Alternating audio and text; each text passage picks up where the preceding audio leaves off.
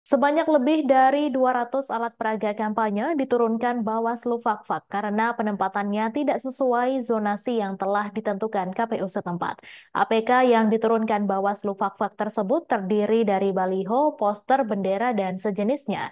Hal itu disampaikan Divisi Penanganan Pelanggaran dan Penyelesaian Sengketa Bawaslu Fakfak, Syahril Radal Serbunit kepada Tribun Papua Barat di Fakfak pada Minggu 21 Januari. Informasi selengkapnya akan disampaikan langsung oleh wartawan Tribun Papua Barat, Aldi Bimantara. Silakan rekan Aldi. Ya baik, halo Mei dan juga Tribuners dilaporkan dari Kabupaten Fakfak, Provinsi Papua Barat. Badan Pengawas Pemilu atau Bawaslu Kabupaten Fakfak, Provinsi Papua Barat selama 2 hari berturut-turut telah melakukan proses penertiban sejumlah alat peraga kampanye atau APK, dalam hal ini baliho dan juga bendera-bendera yang memang ditempatkan tidak sesuai dengan zonasi penempatannya, sesuai dengan uh, penetapan oleh KPU setempat. Mei dan juga Tribuners, berdasarkan pantauan kami awak media di Kabupaten Fakfak, Provinsi Papua Barat, ini sebanyak lebih dari 200 alat peraga kampanye atau APK diturunkan Bawaslu Fakfak karena penempatannya tak sesuai zonasi yang memang sudah ditetapkan sebelumnya oleh KPU. Mei dan juga Tribuners, APK yang diturunkan Bawaslu Fakfak tersebut terdiri dari baliho, poster, bendera, dan juga sejenisnya.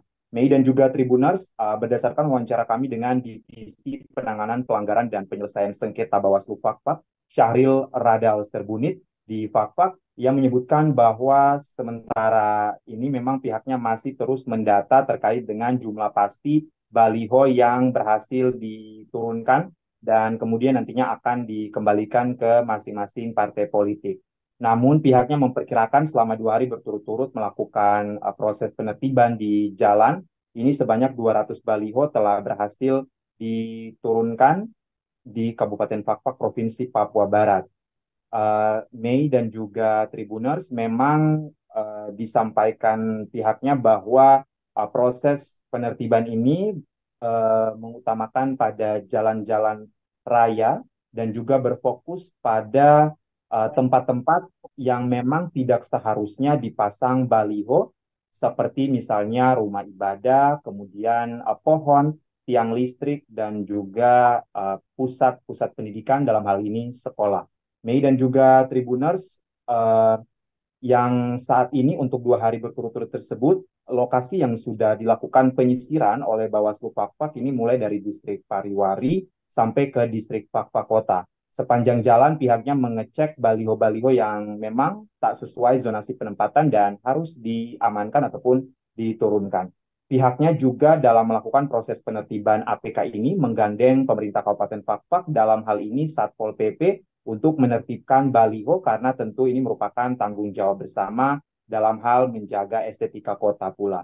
Mei dan juga Tribuners, saat kami menyinggung soal dari partai mana saja yang melanggar zona APK ini, memang secara umum Syahril membeberkan dari 18 partai politik semuanya merata ya, ditemukan balihonya ataupun poster-posternya ini memang sebagian besar masih terdapat di zona-zona yang memang dilarang untuk pemasangan APK tersebut.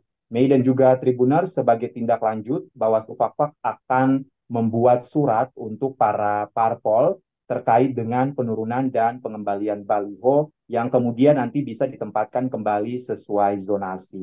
Dalam kesempatan itu, Mei dan juga Tribuners, pihaknya juga mendapati di mana ada baliho yang sesuai zonasi memiliki izin, tetapi untuk baliho yang tak sesuai zonasi malah tidak memiliki izin. Misalnya baliho yang ditempatkan pada lahan milik orang yang seharusnya secara aturan harusnya memiliki izin, namun ini ternyata di lapangan ditemukan tidak terdapat izin. Mei, demikian informasi terkini terkait dengan Bawaslu Fakfak yang menurunkan 200 alat peraga kampanye atau APK untuk melakukan proses penertiban. Dari Kabupaten Fakfak, Provinsi Papua Barat, jurnalis Tribun papuabarat.com Aldi Bimantara melaporkan. Kembali ke Mei di studio.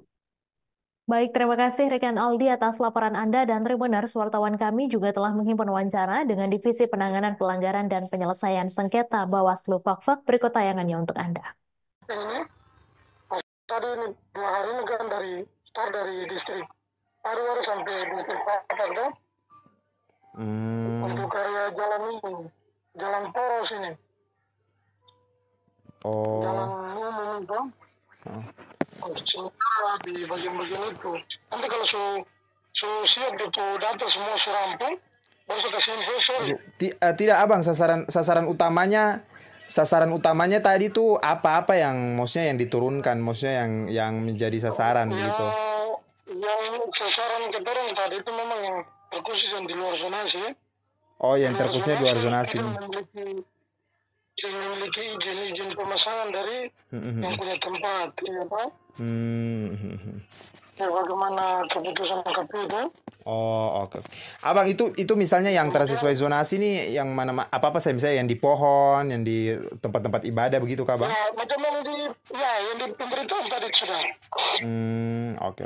Kemudian kenapa kita jalan dengan pemerintah daerah dalam hal ini Satpol PP? Karena sih memang terkait dengan estetika keindahan kota juga toh. Kita akan memperhatikan itu.